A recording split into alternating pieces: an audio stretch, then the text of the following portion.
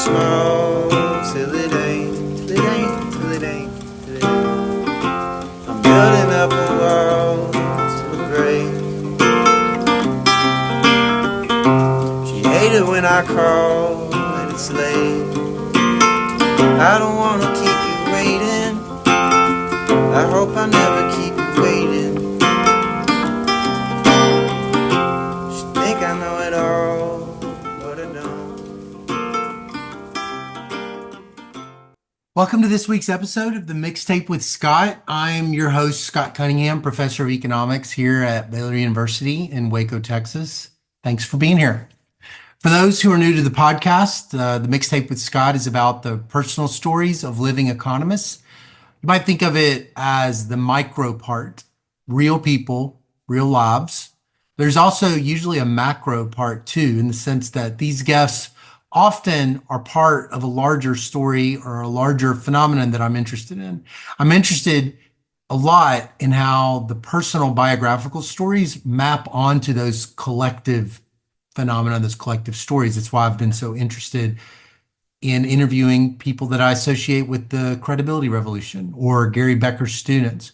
So I like to talk to enough people from a given world or tradition that together, just them being on the show and telling their stories, me without an agenda, just asking them to tell their stories, that maybe like another collective phenomenon, collective story could kind of emerge.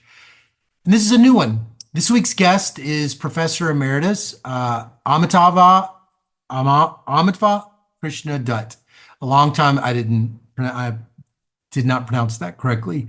A longtime scholar of economic growth, inequality, and development, and someone that many associate with what's called the heterodox tradition in economics. Dr. Dutt grew up in Calcutta. He studied at Presidency College at the University of Calcutta. Then he earned his PhD at MIT, finishing in 1983, working closely with Lance Taylor. He spent the majority of his career at Notre Dame, where he was part of the university's original economics department, a department that for decades had a very strong identity tied to heterodox economics. And around the mid 2000s, for those that don't know the story, that department was restructured by the university and then eventually dissolved and replaced with a different department that was then renamed the economics department. Dr. Dutt and several others were then relocated across the university or left. Dr. Dutt moved to the political science department, where he continued his career as professor of economics and political science. So in this conversation, we talk about his intellectual journey, his time at MIT, what he sort of learned, how it shaped him, how it kind of affected how he approached his research, the things that he does and the things that he doesn't do. We also talked about his Notre Dame years and what that was like being in the department when it went through such tumultuous change, and how he came to think and write the way he does. He was and is extremely thoughtful. You can tell he's a real gentleman scholar, very kind, generous with his time. And I think you'll enjoy listening to him and his story as much as I did. Thanks so much for tuning in, and I hope you like this. I hope, here, you can have whatever response you like, but here is the interview. Well, it's my pleasure to have on the show a guest. This is our first time to ever meet. I'm going to let my guest introduce himself. If you could tell us your full name, your title, and where you're currently based or affiliated with. Yeah, my name is Amitava Krishna Dutt. My title is Professor Emeritus of Economics and Politics. I used to teach at the University of Notre Dame, but I retired, about almost 2 years ago. So now I'm living in Vancouver, Washington, near Portland. Oh, is it cold there, right? No, it's probably warm. It's probably really nice right now. It's pretty good. Yeah. Where I used to be, that is South Bend, Notre Dame, was much colder generally, and a lot of snow. Whereas here it's not so bad at all. Oh, okay. Okay. Well, it's so nice to have you on the show. It's nice to meet. Before we get started, I like to start with an icebreaker. Is there a vacation that, whether it was wonderful or whether it was tragic, that still lives in your memory that you still think about from time to time? Hmm, a vacation. Uh, well, yeah, it was a nice vacation to be in Paris for about 3 months. It wasn't quite a vacation. It was, I had to give a few lectures, but three lectures over 3 months is not uh, uh, very onerous. So it was very nice. My wife could accompany me for most of the time, and our dog. Um, and so, uh, yeah, we did a lot of traveling around Paris, including all kinds of historic cathedrals. And so, yeah, I remember that because it was more like living in a foreign place. 3 months is quite a long, long time. Yeah. When was that? That was, huh, I think 2015 or something like that. Oh, that sounds wonderful. Yeah. Well, where did you grow up? I grew up in Calcutta, now called Kolkata, in India. Yeah. That's where I was born, and I spent the first 23, 22, 23 years of my life in India, living in Calcutta. I went to undergraduate school there and also took a master's degree before coming to the United States. Oh, well, what did your parents do for a living? My mother was a housewife. My father is an attorney, was an attorney, but also a politician who took part in national and state level politics. Oh, what offices did he hold? He was a member of parliament in the center uh, and a member of the legislative assembly in the state. Oh, So he was pretty active for quite a number of years. wow. Wow. Did you have any siblings? Yes, I have one sister who lives in Kolkata, and she's a classical Indian dancer and a um, former professor of dance in Kolkata. Okay. Okay. Are you the oldest or the youngest? Well, we're not that far apart. She's older than me by almost 2 years, Oh, okay. Okay. but she actually keeps dancing, and Wow. and is an inspiration for me to keep doing my reading and writing. It's less strenuous than dancing for sure. Right. Right.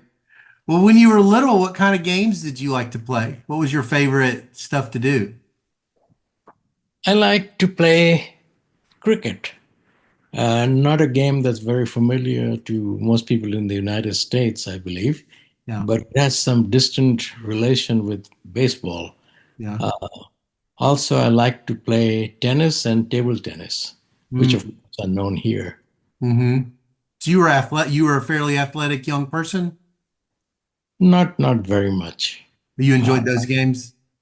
yeah, I was more a bookworm than than a sports person, although I did play quite a bit. Yeah. What kind of books did you like when you were little?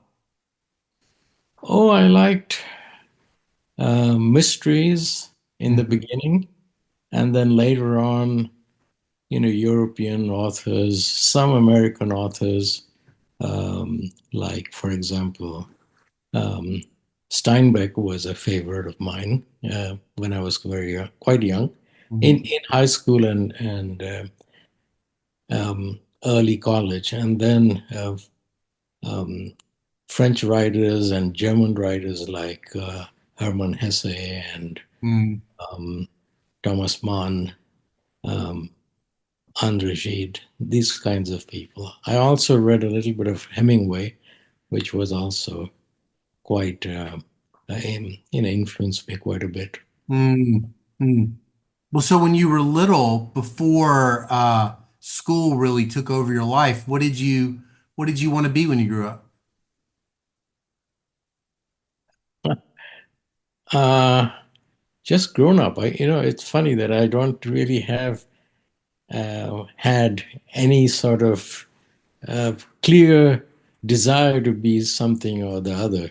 I think I wanted to be in politics, and that's probably because in my family that was quite a big thing. My grandfather also had been an MP, Mm. but very soon I realized that wasn't for me.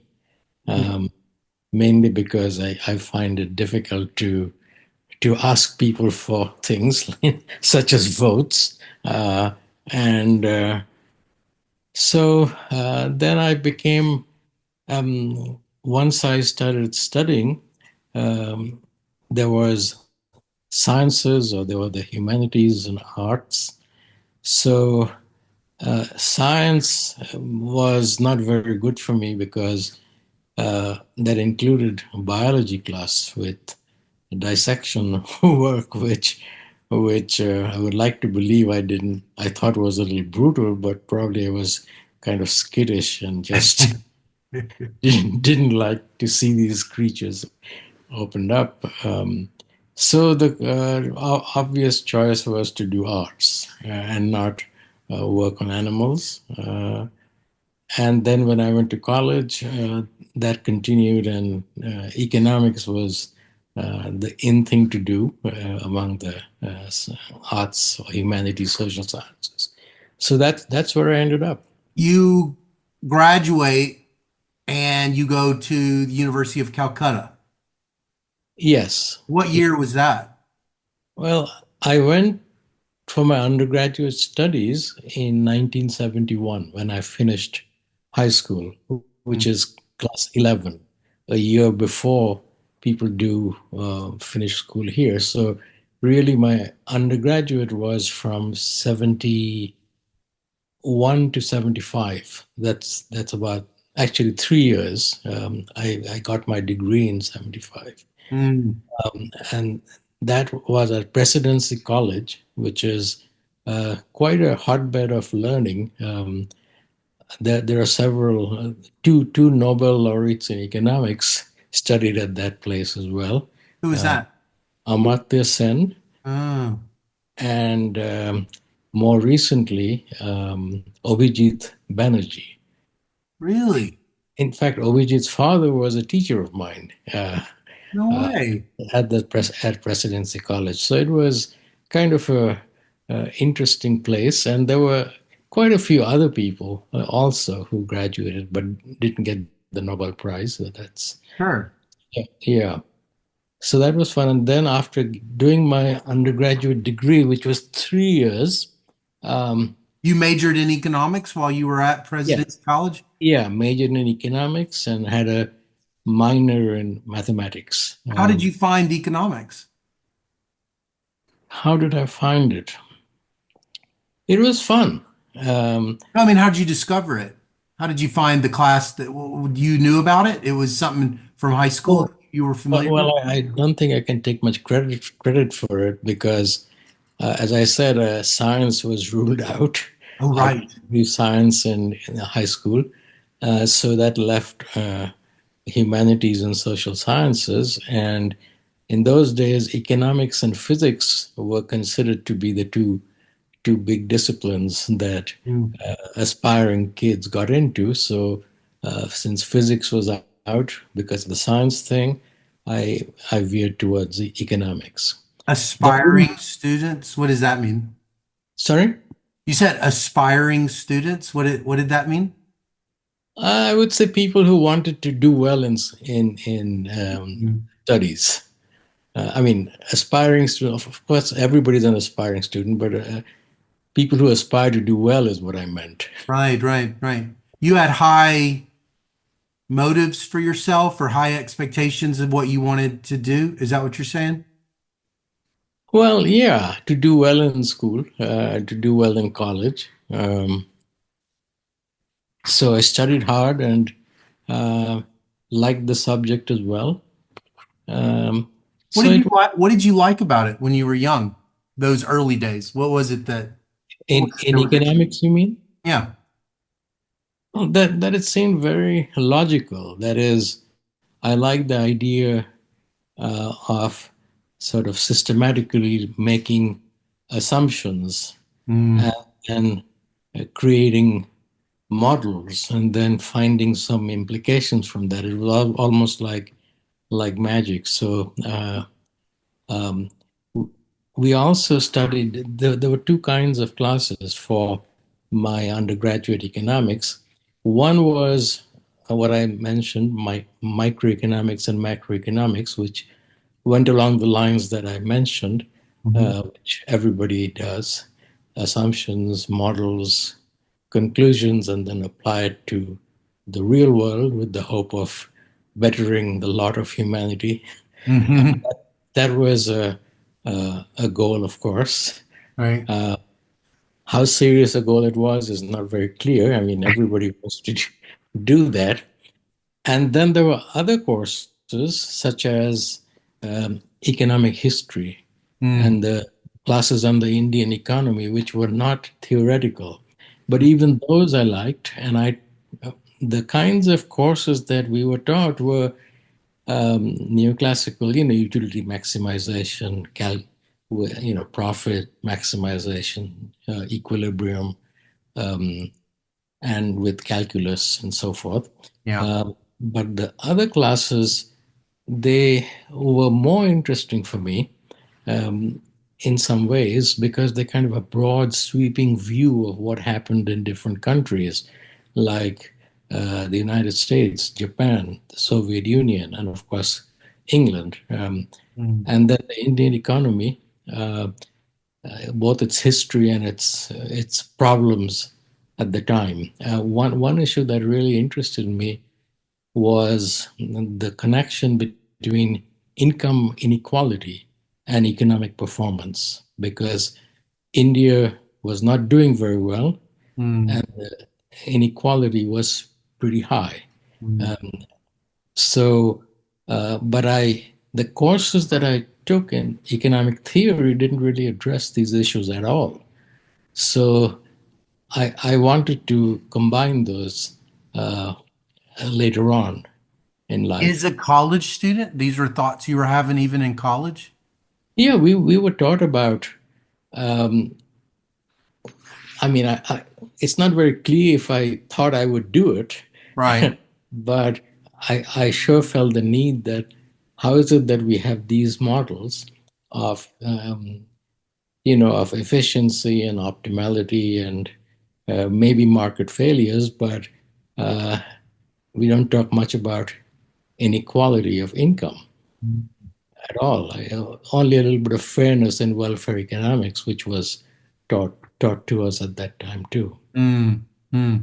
So it's hard to from the current perspective to know exactly what was going on in my head in Yeah. those days. But I do remember that there were these two kinds of studies that we were doing, Mm, uh, one more model based and one more sort of verbal, broad discussions of political economy as well, which mm. how politics in a country can affect its economy Right. Right. and vice versa. So these were all ideas that we were exposed to.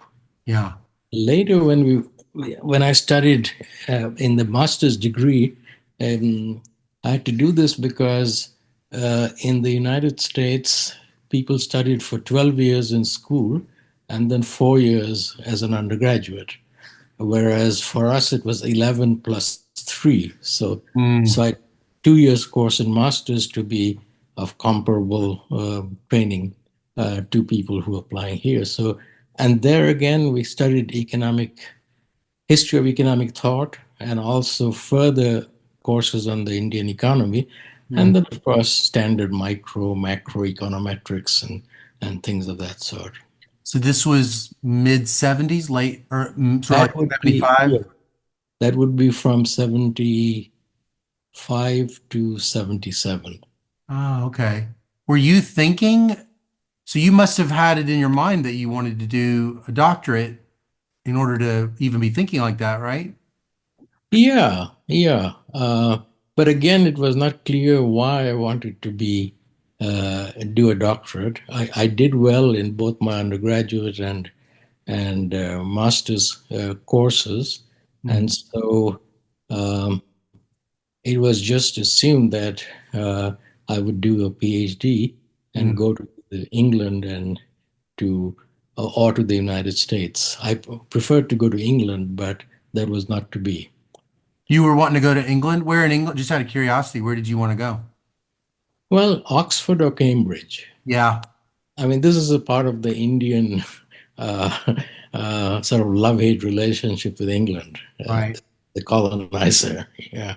Yeah, I interviewed Dr. Dixit, and he made a comment about how so many dreamed of going to Cambridge for mathematics. He had Ah, he had said that too. I believe I can't remember where he was also from India, is also from India, I think. And of so course. Yeah. he Yeah. had said that too. I didn't realize. So you had hoped to go to Oxford or Cambridge for economics? That's what Yes. Yes. Yes. But actually, I ended up applying to two places in the US and two places, I think maybe three places in UK, which included LSE, Oxford, and Cambridge, um, and a few places in the US. so And where all did you apply in the United States? well, I was not very practical, so I thought I'll apply to two places in the same city of Boston. I guess you know Yeah, what they were. yeah. Yeah. So I didn't get admitted to one of them, but I did to the other. So I went there. Did you That go was, to any of the England schools? oh, I don't know what happened because the day I was leaving the country, going to the United States, I got a acceptance from Oxford. Oh, So that was too late. would you have taken that if you had both MIT and Oxford offers at the same time? Would you have back then? I probably would. I think Amartya Sen was either in Oxford or at least in England at the time, and he was a great draw. But Mm, MIT had people who I had read about when I was a college student, such as Samuelson, Solo, FZ, Domer, uh, and even others like Franco was it Franco? Yeah, Franco Modigliani, yeah. uh, and quite a few, You knew about all the MIT professors some of them. even as an undergrad. Yeah, but I didn't know about the person I eventually ended up doing a thesis under. Oh, okay. Okay. Well, so when you get to MIT, was it, I mean, MIT's arguably one of the greatest universities in the history of economics, and especially when you were there, what was it like when you first got there? What was the university? How did it, what was your first impressions of the university and the department? I was first in awe of it, Mm, uh, and then um, I think I had a pretty bad time in the beginning. really? Uh, yeah, because um, when going to undergraduate classes or even masters, I stayed at home. So this is the first time I really was leaving home and not just leaving with a vengeance. Yeah. And Leaving home. yeah, Right, right. right. And what that implied also was that you had to attend to all your own stuff like eating, cooking, living, taking care of bills. I was lucky in a way that I had somebody else coming to MIT who had been a teacher actually Mm. at the university in Calcutta. So that helped a bit. Um, In terms of so having a friend, in terms of having an immediate friend. yeah, he was not a friend, but he became quite a friend. But Mm. at least I knew him and I could Right. speak the native language and so on. Oh, right. Got it. Yeah, yeah. And I knew English, of course, Yeah. that was not an issue, but it's nice to speak your mother tongue Yeah, sometimes. sure. And I think academically speaking, it was also very hard for Mm, me because the style of study and teaching was very different.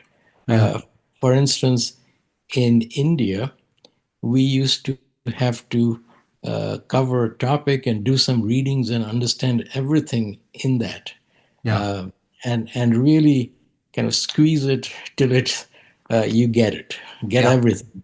Whereas in the classes that I took in at MIT, it was like reading 4 or 5 articles every day or more, Mm, and then I couldn't possibly spend so much time on each one. And this was for one course. So if you have right.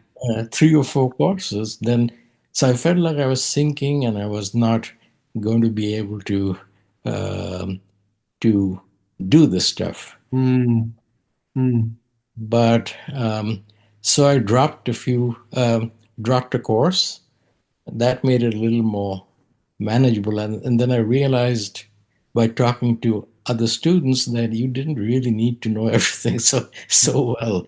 Uh, just Oh, the so you were trying to master Yeah, everything and it was just too much. it was just too much. Right, And right. so once I got the hang of that, I was able to do the stuff, and I did reasonably well in Mm. terms of coursework. Um, and then I Who do you remember? Who were your professors that first year for micro and macro and econometrics? Dornbusch and Fisher for macro. Mm, Also, Solo taught a course yeah. on macro. Solo is the best teacher I've ever had in terms of lectures. He's just it's like goes from his brain to my brain kind of thing. Really? What's he Yeah, like? What was he he like? he was just uh, like speaking um, like complete finished finished paper. Oh. And so methodical, Mm, uh, and not make excessive claims about things. Very very modest and what should I say, understanding about of students. So if he didn't know something, which was rarely the case, he would freely say it. So he used to, in fact, I had a teacher who actually had been a student. In This was in India. He too took Solo's teaching method, which was to write down. We had blackboards then in India, yeah. uh, 1, 2, 3, 4, 5. Okay, and then that's the lecture, right? And the 5 points, and then uh, 1A, 1B. Okay, so it was Solo didn't go quite that far, but the I think he wrote the main things Yeah. and covered them. So it was just beautifully set up Mm. together. Um, so then also in micro, there was a professor who was very disappointing for me. He was doing sort of Marshallian type of supply demand and things like that. But we also had Samuelson. Oh, you Uh, did? yeah. He taught micro, not macro? No, he taught micro. Okay. He was such a renaissance man. I never knew He could have taught anything. he could have taught anything. Yeah, Yeah. sure. So he Uh, taught your micro class. he taught micro, which consisted at that time things, some general equilibrium, but also some welfare economics, Oh, okay. Arrow's impossibility theorem, and all that kind of stuff. Also in micro, we had Franklin Fisher. Uh, Really? he also taught econometrics, I believe. Oh, okay. But econometrics we were taught by somebody else who was visiting, who later got a Nobel Prize, Dan McFadden. He Uh, taught your econometrics class too? yeah, I mean, yeah. I guess if you went to MIT, about half of them win the Nobel Prize that you had. back then, I'm sure. Yeah, I yeah. mean, it just was there any one person in particular that you said Dr. Solo, but that you felt a real kindred spirit with those early years? Well, there were a few others. There was F.Z. Domar. I loved economic history, from my younger days. And so, one of my fields was economic history, and Oh. that was taught by my classes were taught by Charles Kindleberger, um, who was sort of all over the place, but very, very, very knowledgeable. Mm, Uh, um, I mean, I've since learned to admire his work even more. mm, Um, then F.Z. Domar, who taught Russian economic history. So F.Z. Domar he was a very nice man, and I really enjoyed uh, talking to him. Also, there was Jagdish Bhagwati, who taught international economics, but he left for Columbia soon mm, after my first year. mm. Um, and then development, there was Lance Taylor, whose classes I took, and um, his teaching was a little bit. I mean, he was not solo by Yeah, any means, but he was very provocative in terms of what he was doing, and he talked a lot about income distribution, inequality, economic growth, things that I had really been interested in. mm, But most of the models that he covered, if they looked at inequality, that inequality was good for growth because rich people amass fortunes and then they save and invest from that. mm. Uh, Amass fortunes, of course, is saved already. Yeah, So they invest, and that leads to high economic growth, which was exactly opposite what I had been taught in India, which really. which was that high inequality actually is bad for the economy. Yes, right, right, right. What did you think? Were you in disagreement in your mind when you would hear something like that? It made sense, or what was your reaction? Well, I was just trying to think about how could both of these happen. Uh, Right. at least under what conditions did one happen or the other happened. And when I started doing my PhD dissertation, Lance Taylor was teaching courses on what he called heterodox economics. Um, so, which was a whole group of people I had been exposed to some extent in India, because in India there were these neoclassical models, but especially in masters there were other scholars being we studied like Piero Sraffa, Yeah. um, and then history of economic thought in terms of Marx, different from the marginalist ideas of microeconomics. And of course, macro is something I liked quite a bit. Samuelson's writings in the accelerator multiplier and so forth. Yeah. So what happened was um, Taylor got into some of these things. Um, he himself was undergoing a change in his own thinking. Before that, he used to be an optimal planning kind of and structural change kind of person, but he was getting more and more into these kinds of um, kind Mikhail Kaleshki. I don't know if you are familiar with his work. Was a great influence as well. Mm, mm. Wait, so you're so are you, who do you end up? Is it Dr. Taylor that ends up advising you? That's who you. Yes. Oh, Yeah. and what field are you deciding that you're sort of most closely, I guess, wanting to focus on? Well, it was development. It Um, was, oh, because it was, so that was like you were thinking development, but then that's also getting into macro and Oh obviously yeah, growth yeah, and everything. yeah, Right, yeah. right, right, right, right. I mean, I think I realized that some of these different fields were not really separate. That's what I was wondering. Okay, got it. Yeah. So, but this stream that I took were two. We had to do comprehensive exams in two fields, Mm, major fields, and then two minor fields, no comprehensives. mm, Major fields were development and international, and the minor was advanced economic theory and economic history. mm.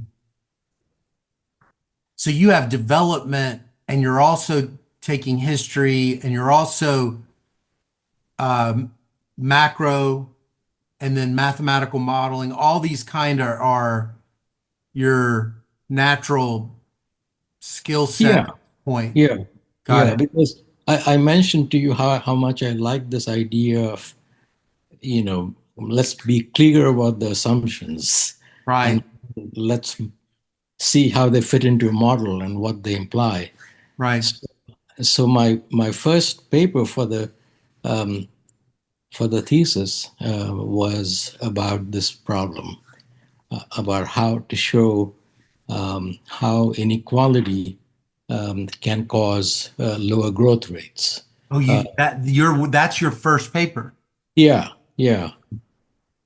And the reason is I recognize then very simple, which is that investment depends largely on market prospects of the future.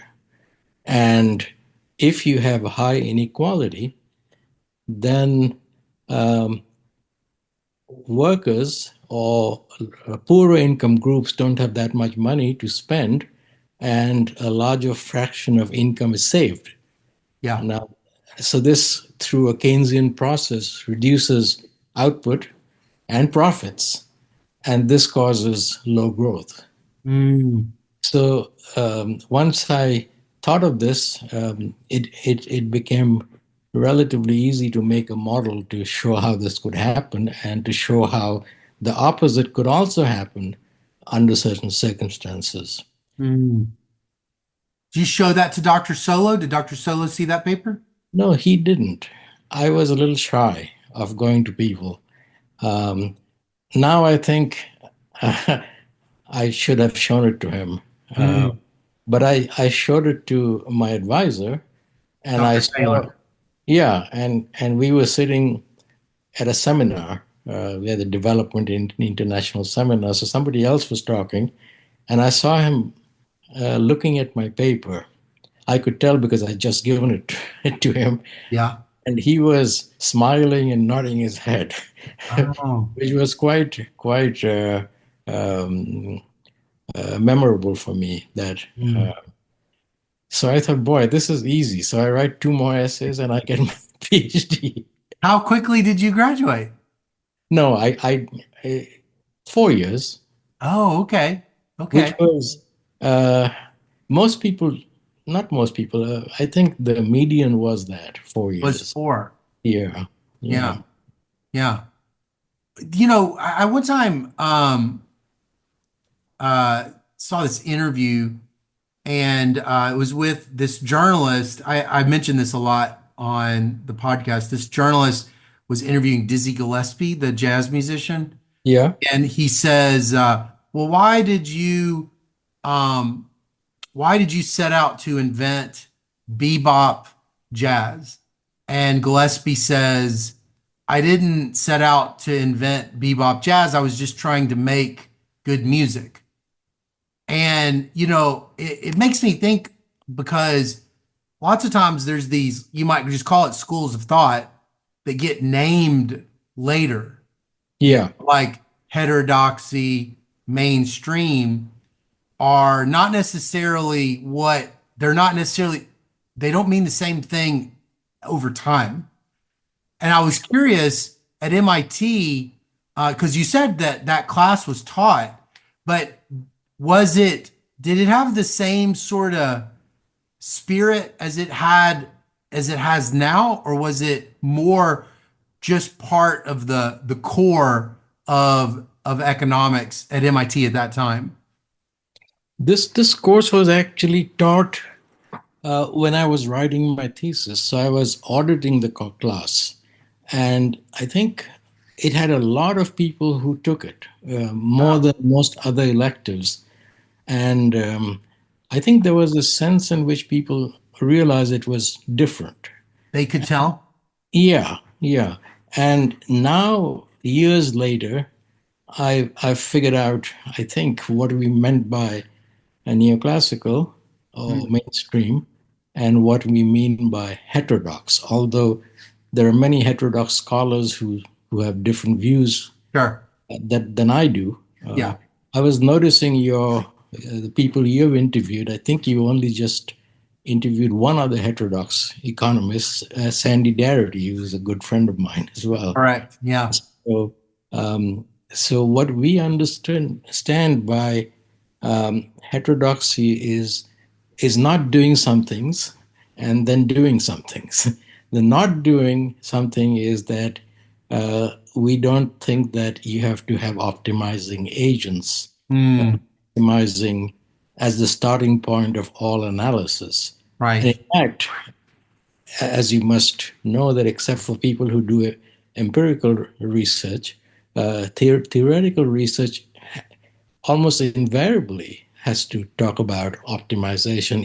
Even behavioral economists think of something as rational, Yeah. but then they claim it's people are predictably irrational. Now, to me, this rationality is something I never understood. I can understand reasons, thought, thinking through something, but what exactly is rationality? You just mention preferences and constraints and maximize something called utility or profit.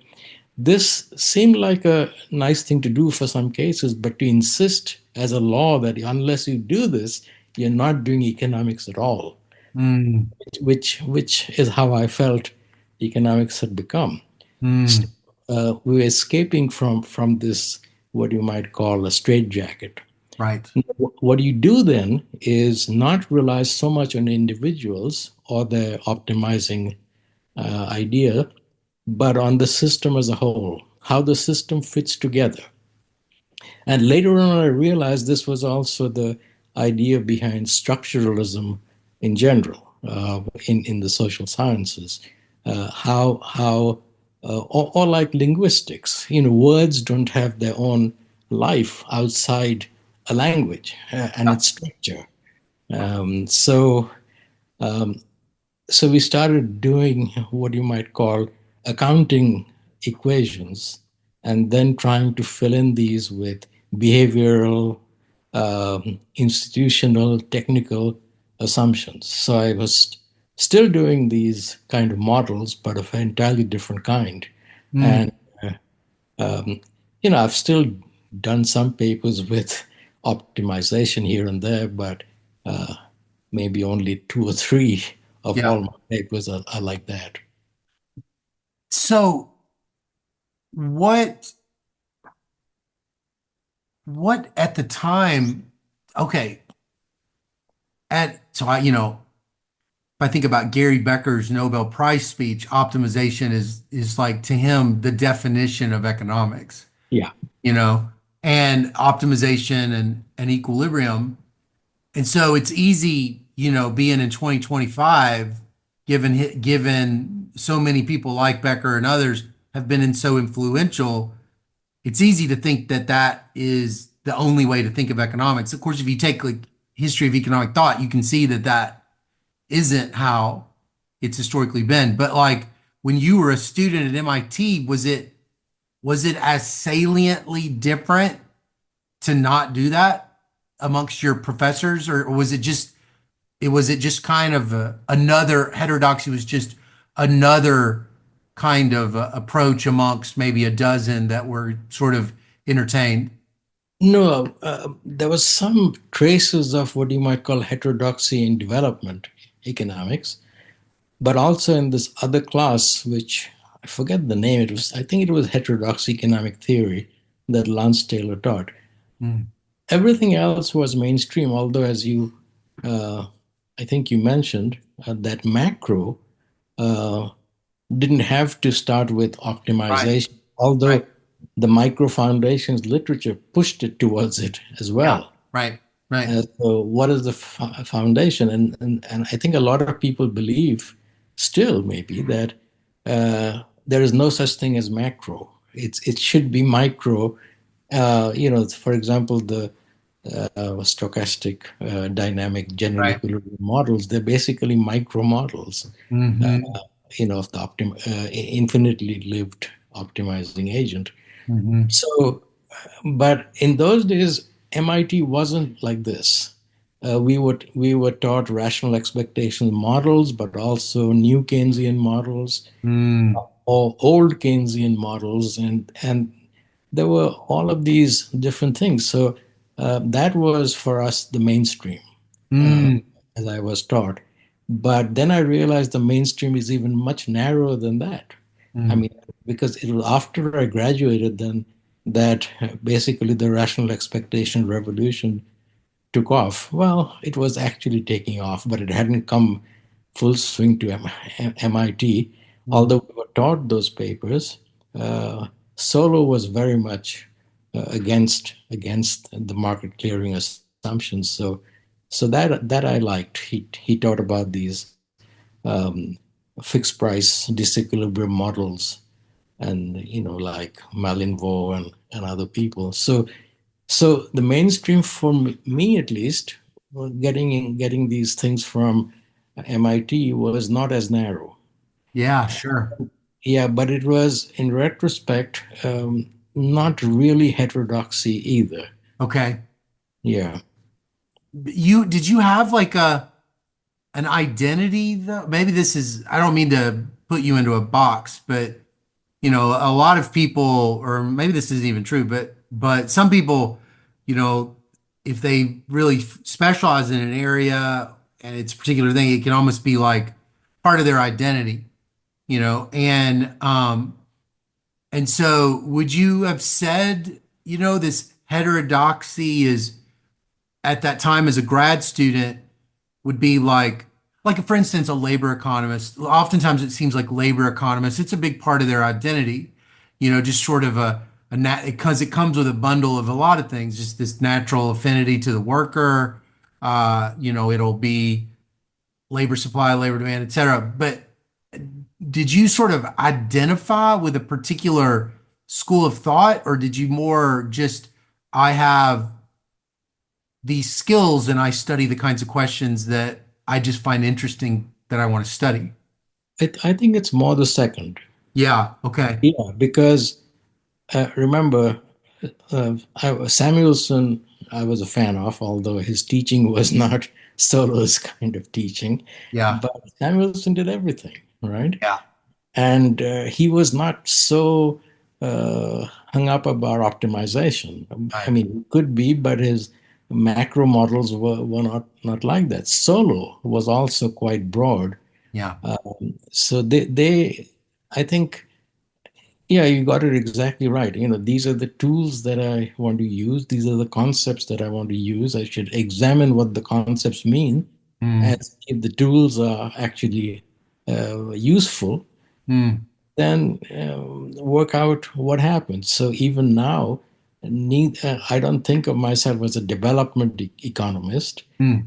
In fact, if you think about economic problems, where are the real problems? They are in countries where people are poor and not doing well at all, whereas most people study problems of the U.S. Not only people in the U.S., but by demonstration effects, even in lower income countries, that's what they study.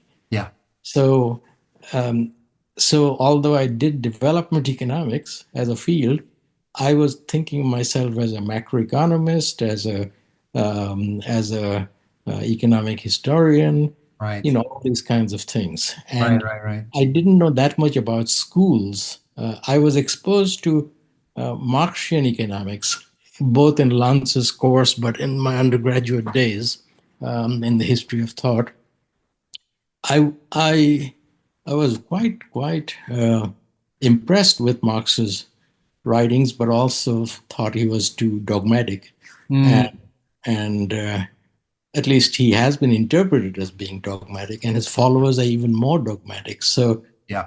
I still really am inspired by Marx, but not by, I would not call myself a Marxist. The closest thing I would call myself now, it would be a structuralist, as I mentioned before, looking at the system as a whole and seeing how people fit into that system.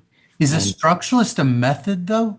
Or is it more of a, because you could say if you're looking at it at the system and how people fit in, it might not then say, and yeah, right, this is how we're going to approach those problems. Are you, is it more the subject matter or that fit? well, I think that I think you had it right when you said approach. I think is the word you used. Mhm. Uh, these different schools of thought can be thought of as providing different organizing principles. Yeah, Okay? Whereas, the neoclassical one will be optimization of individuals, but optimizing what? Okay. yeah, Uh, Optimizing what are the constraints like? Okay. yeah, What are the what does the objective function look like? yeah. These are all so up for grabs, right? And Mhm. you can almost do anything using this. The same goes for the structuralism I have in mind, which is a twofold, as in neoclassical economics. One is the approach. Start with the whole system, okay? Look at how it sort of fits in through accounting identities, let us say, like y is equal to c plus I plus g plus net exports, okay? Yeah, So we have these. Then we also have other things like wages plus profits equals, income, total income. yeah. So starting from these things, then one looks at how do these different things relate to each other, and finally go into what are people doing that results in these kinds of regularities. Now, again, there are many ways of quote unquote closing these models. Mm, So I am not sure there's one best way to do it now, although I keep track with uh, in addition to mainstream writing um, on post-Keynesians.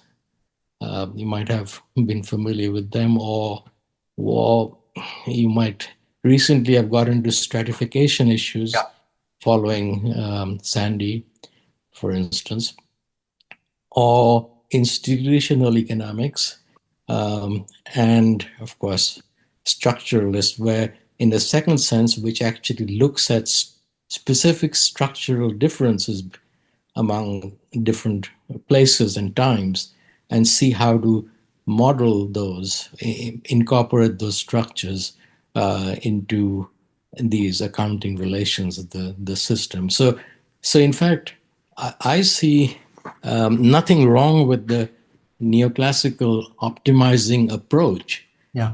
because it's really tautological, okay? Because it doesn't tell you what's being optimized, Right. and what the arguments are in the functions and so on. But once you get into specific things, then you get into actual models, and those can be problematic. Mm, mm. Because are people really also selfish and interested in their own consumption? Yeah, I mean, even behavioral economics tells us that's not the case. right, right, right. So you graduate, you graduate in 83, is that right? 80, Yeah, I actually finished in 82, but because of the deadlines and all that, my degree is from 83. 83. And Dr. Taylor was your main advisor. Yes. And those three, you said your first paper and those other two, that was like you were doing the three essay dissertation at that time, right? Yeah. I first tried to write a paper with fiscal policy in that Yeah. month. And I showed it to Lance. He says, no, no, no. You write a totally different paper. You know, Okay. these kinds of extensions and all that sound well and good, but you have to have a multifaceted uh, portfolio, let us say. Okay, Oh, not okay.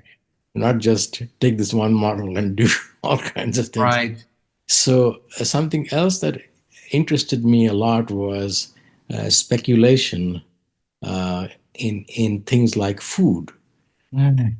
And there was a theoretical issue about should you look at flow equilibrium or stock equilibrium in different markets. Supply and demand, of course, is flow, but what happens when really the entire stock of available non-perishable goods, at least not perishable, but takes a long time to, grain can last for a long time. So I did a model of that, which was also an important issue for Indian economy. Mm. And finally, one on agricultural rent. Uh, Mm. so I did these two other papers, and that was it. Mm. Paul Krugman was also on my committee. Oh, Uh, really?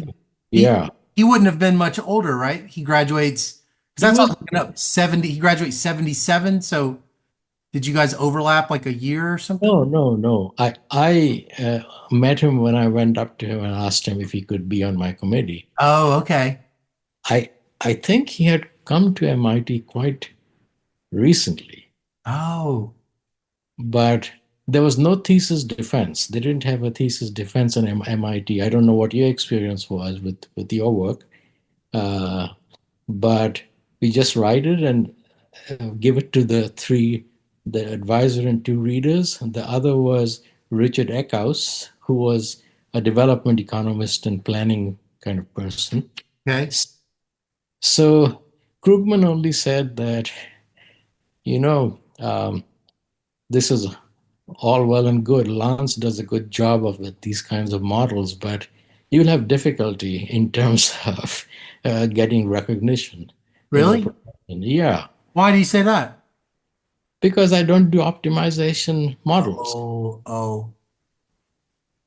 He was saying this approach it wasn't the topics, it was the fact that your method was going to make it hard at the journals. Yeah, yeah. And so he was right about that. I mean, Yeah. quite a few of my papers got rejected because where's the optimization here? Right. Uh, so, so I realized what I was doing. Uh, recently, at a not recently, maybe about 7, 8 years ago, um, I was at a workshop, a seminar, if you will, with Lance Taylor as the honoree. He was going to retire from the new school where he was then teaching, Okay. and Krugman came to that meeting as well, Oh, and because Krugman and Taylor, Krugman's first paper was a joint paper with Lance oh, on the contractionary effects of devaluation. So oh, anyway, so Krugman gave a backhanded compliment to Lance, uh, which is that Lance lived and did work that he really believed in. And I decided to get into more peripheral areas of economics instead of macro to international money, and instead of growth to regional economics. you did. No, no, You, he. oh, Lance did. No, not Lance. Krugman. Yeah, yeah, yeah. Right. And of course, the dot dot dot was, and look what it got me, the Nobel Nobel Prize. Right. So that was so Lance, by living up to his beliefs of what was the right way to look at the economy, couldn't get it. Right. Right. So it reminded me of what he had told me, and I reminded him of that, and he kind of grinned a little sheepishly. So you're right. I teach at the University of Notre Dame, and not at places that you would consider to be uh, well recognized. Right. Right. Yeah. Wait, so do you go directly to Notre Dame? when you graduated? No. I went to a place called Florida International University. Oh, I did know that. Yeah. Yeah. Yeah. And that was not a very serious department, Mm, because there were only two or three good scholars, really. One was an economic historian, and one was a physicist, actually. mm, And I could sort of experiment with various things, learning new things and spending time with them without any pressures to publish. But I continued publishing, but in areas that would not be sort of acceptable to really um, sort of high pressure, um, publish or perish type of places. mm. Um, I have occasionally published in mainstream journals, but most of my publications are in field journals, or in heterodox journals, as you might call them. Yeah. From the very start. Yeah, because this paper that I mentioned to you about income inequality and growth and stagnation was published in the Cambridge Journal, where I'd sent it first. Uh, and then I sent the food speculation paper to Quarterly Journal of Economics, uh, and there were two reports, referee reports. One said this is pretty good, make this change, make that change, but the other one said this is a model from Cuckoo Cloud Land. It said Okay, that. it said, Oh my gosh. What did and you think when you read that? well, I was a little disappointed, Sure. but um, I mean, it wasn't even a serious review. I Yeah. said nothing about the paper except that this kind of thing belongs to the Cambridge Journal of Economics and not other Mm. places. So since then, I've had quite a few rejections of not such uh, uh, such a blunt kind of thing, but um, several others. Well, we are not really interested in this or that idea. Yeah. So, anyway, so I stayed heterodox because I wasn't forced to become orthodox. Oh, because you were at Florida at But yeah. And yeah. I got tenure and I was asked to go to Notre Dame because they wanted a heterodox scholar Was at that was it a time. heterodox department? Yeah, Was was. at that time when they hired you. Right, right. And but I think you mentioned to me you know a bit about what happened at Notre Dame. Yeah. So that was an episode that I prefer not to think much about. Yeah. And I moved to the political science department, For which some reason, I thought you had stayed in the economic when they did the re. no. Oh, They split the economics department into two parts. One part which broadly we could call neoclassical, yeah. the other part which was heterodox or people who are not publishing. and so and they basically said that heterodoxy was a problem, uh, which it I mean they had some validity, I suppose, because some people were heterodox but not very good at it, I Mm. think. But in any case, that was the problem that um, and then they closed down the heterodox part of the two departments. How And long we had you been there before the first signs of that this was going to happen? You'd been there a short period of time or a while? no, I went in '88. Oh, In 1990, they asked me to be acting chair of the department. And in 2 years, I became chair of the department for two terms, 6 years, 6 years. oh, So, till that, 2000, what, sorry? till 2000, 2002. 99, I think, would be the, Okay. yeah, 99. And then the trouble started happening, I think, about 2005, 6, like that. Uh, and It's then, external. My sorry? understanding, my understanding is it was more external. It wasn't like an internal thing, but is that wrong? No, they hired some people, one of whom was um, quite willing to break up the department. Mm. And there were only three or four people in his group. And the dean, who was also um, courageous, but I think lacking in wisdom, uh, that went for this. I mean, the thing is that there were some very productive and very um, busy scholars who were doing heterodox things. You might have heard of Philip Mirowski, who although he makes outlandish claims quite a lot of times, but he does very interesting things. And there were others like Jaime Ross, who passed away, and few others who were doing good things. So keep these people, okay, and then build more in the orthodox direction as well. People who are, I, I, I think there are quite a few open-minded orthodox people who don't insist that anything that doesn't look like me is bad. Okay, so um, so then they closed the departments, and we were asked to either be at large or join a department. I've done At some. large. What does at large mean?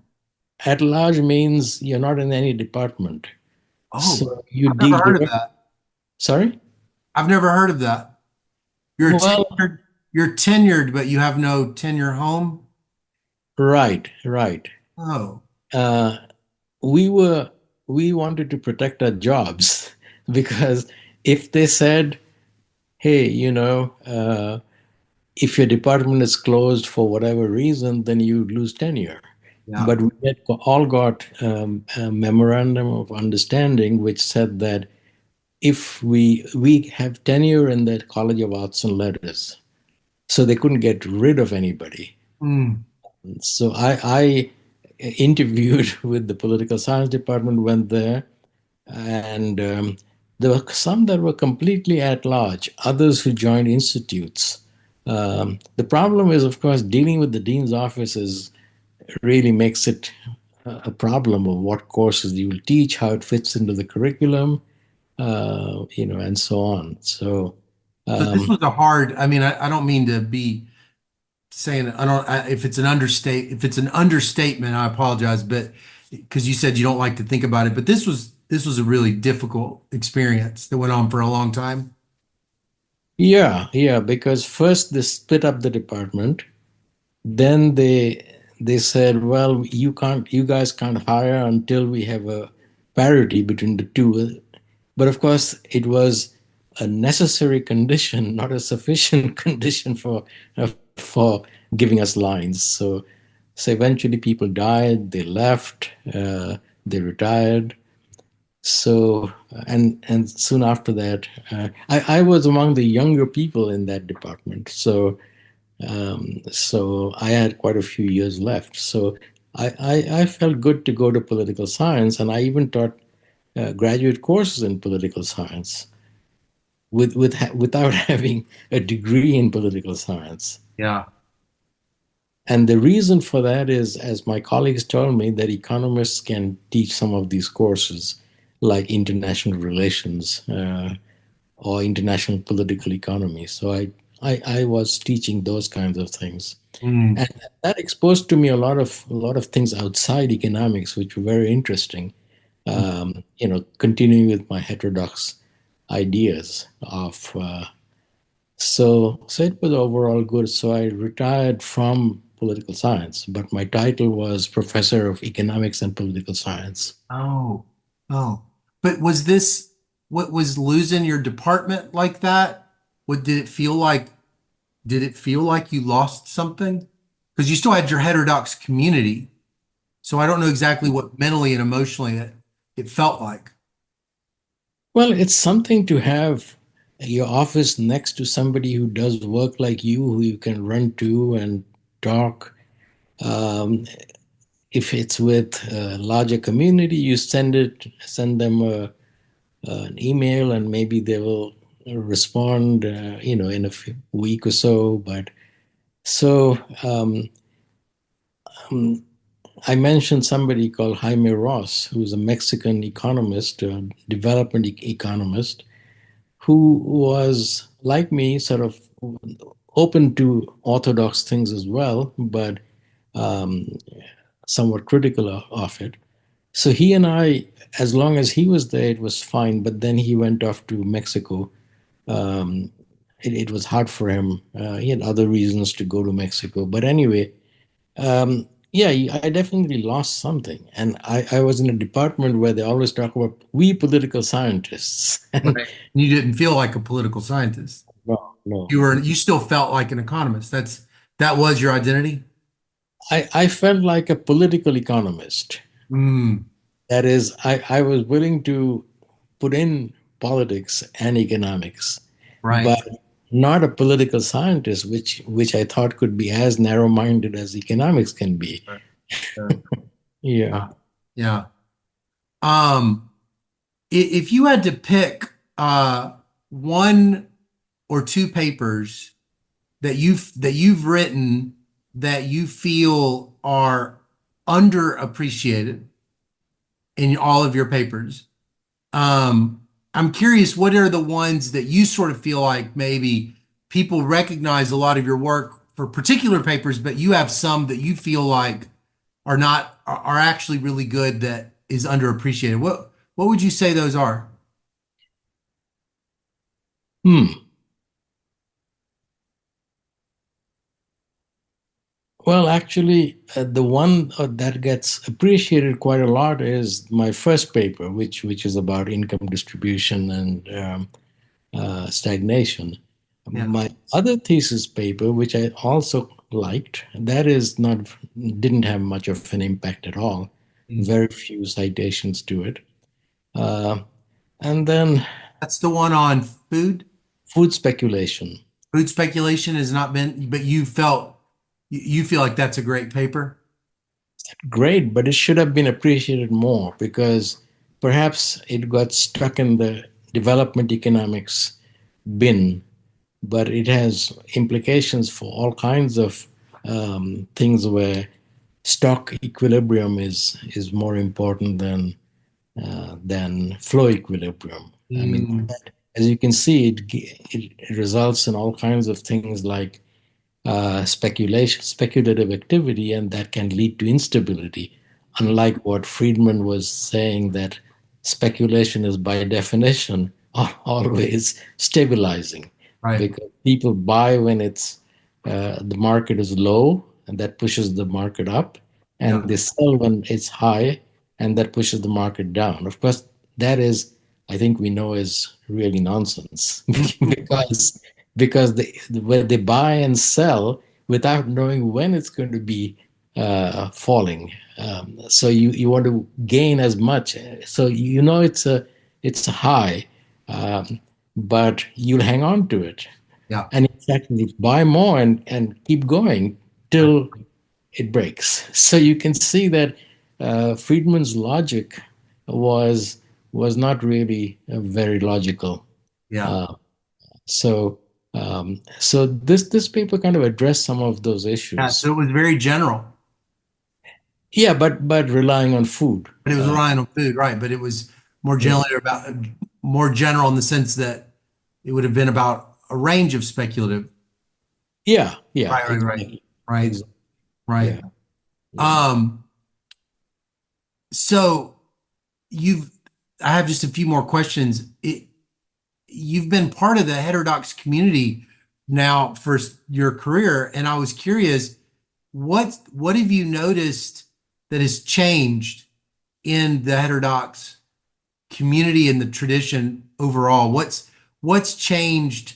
Obviously, the work is different, and people work on different things, but is that the most salient change that you notice in the community now as compared to, 30, 40 years ago? Um, I think one change is that uh, many of the heterodox scholars have become put themselves more in a ghetto where they start talking to people within the ghetto, not just heterodoxy, but within sections of heterodoxy, let's say post-Keynesians. Now, Marxists face a different problem. There are many kinds of Marxists who fight with each other as well. So that is one thing I found that although the influence of heterodox economy is down, then many of them choose to become more sort of centered in their own group. For example, there are scholars who work on the same issue, but if they're Marxists, they're unlikely to read papers by, say, structuralists or post-Keynesians, let us say.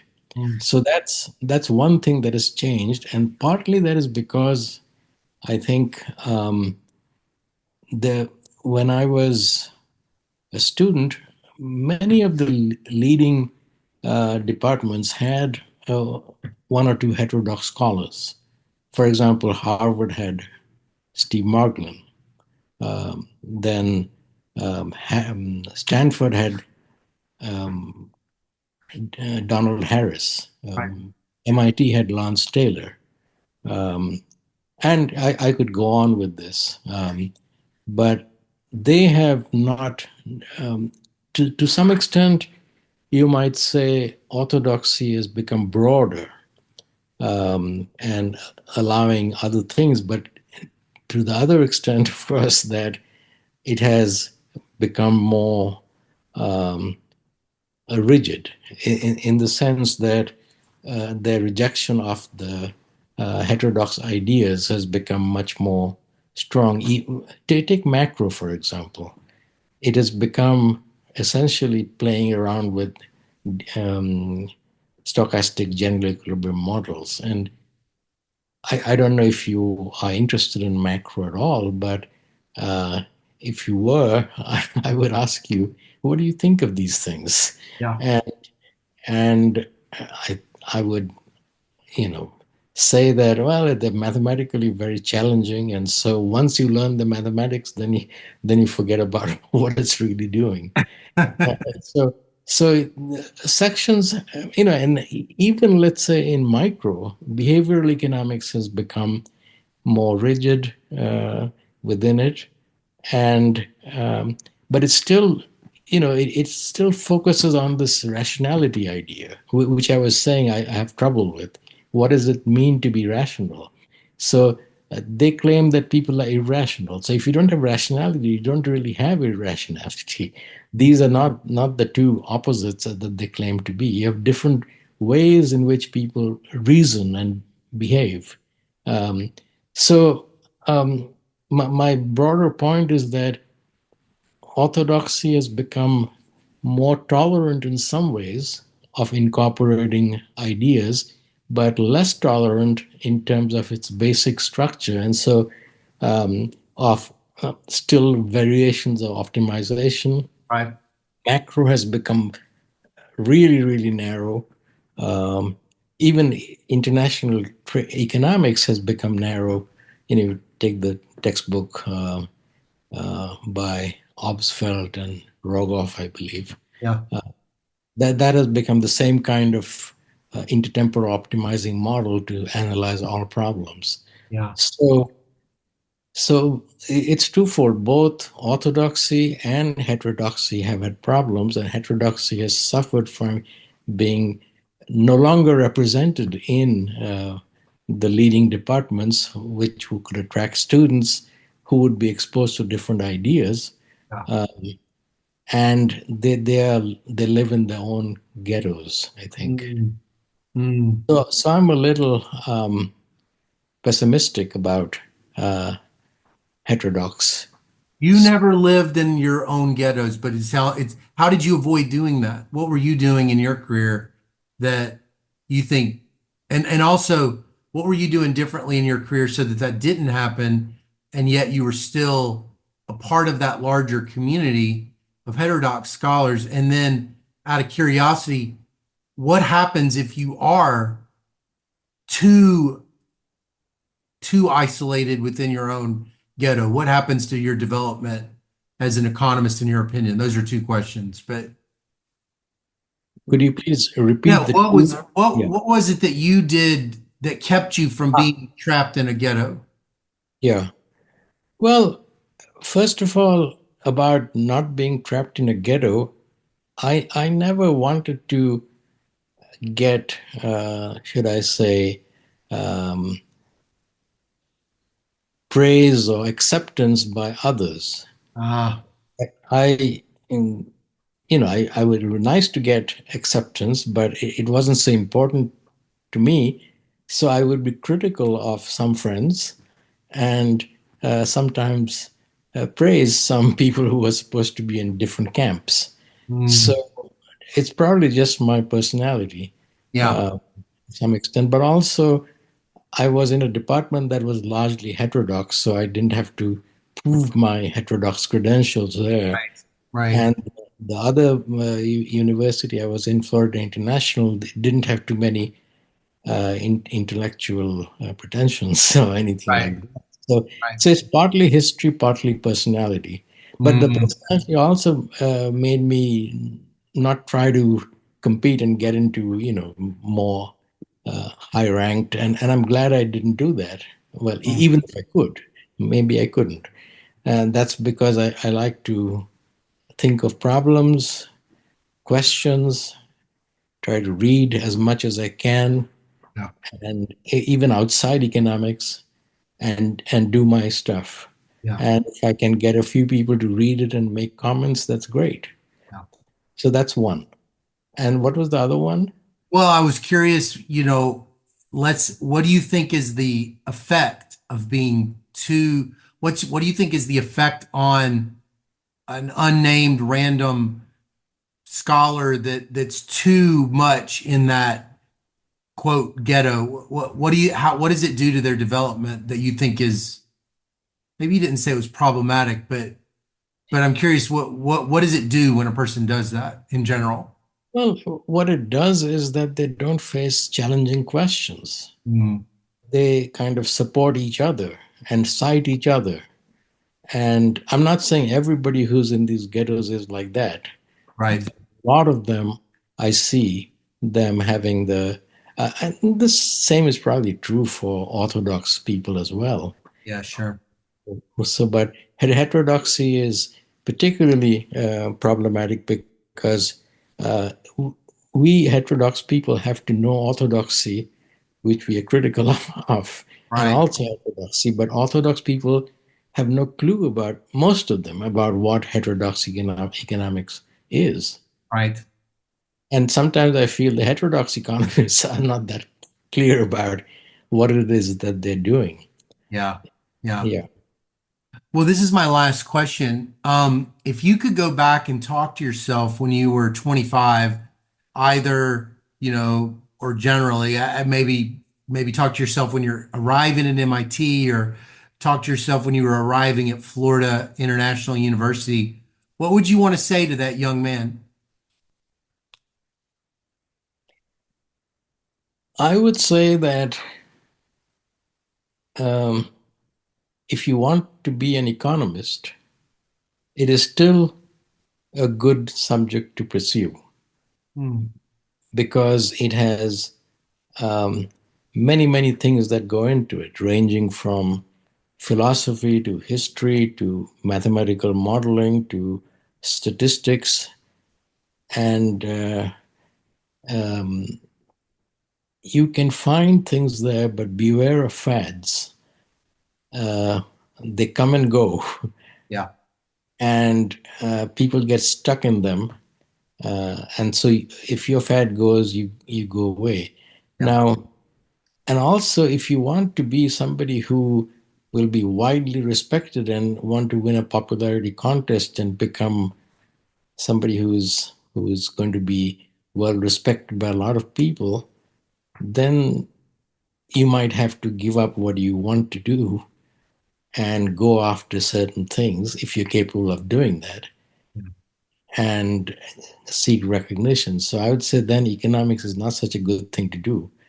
Go mm, to some science, and where there is more room for experimental research and and shining in that kind of way.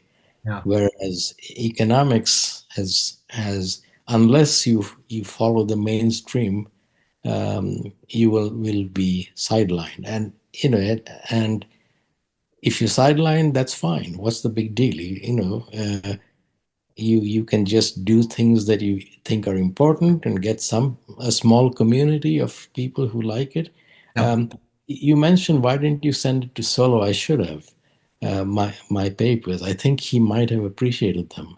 In fact, when the department was getting split up, he wrote a letter to the university president saying, "I'm as orthodox as they come, Really.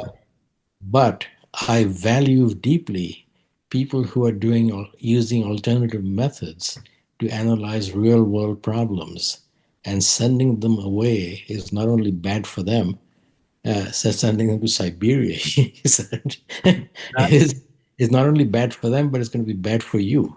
You build a mediocre department that is orthodox, and and not have a group of scholars who coexist with others who are more mainstream, who do good work. Now, I hadn't approached him for this. Somebody else I know did approach him from outside our department, and but it was very nice to see his words that some amount of pluralism is very, very helpful.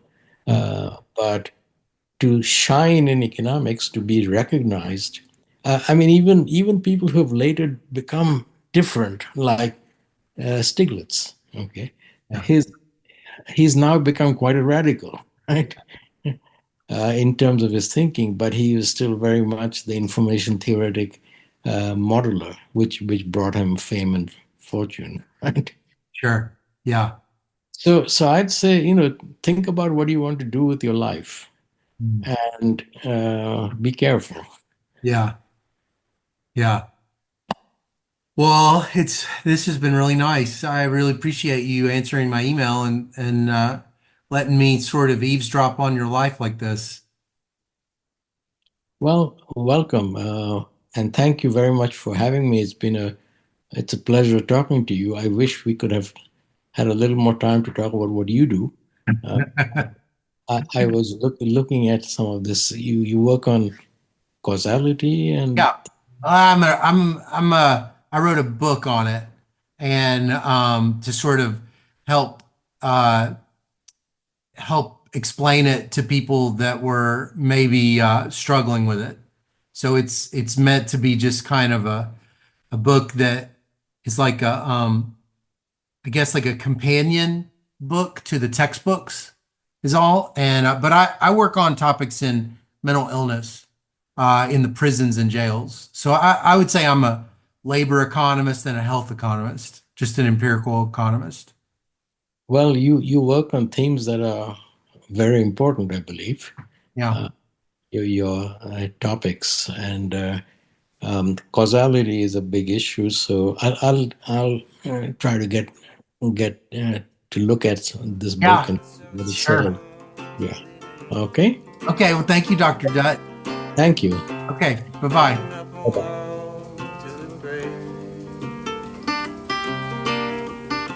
She hated when I called.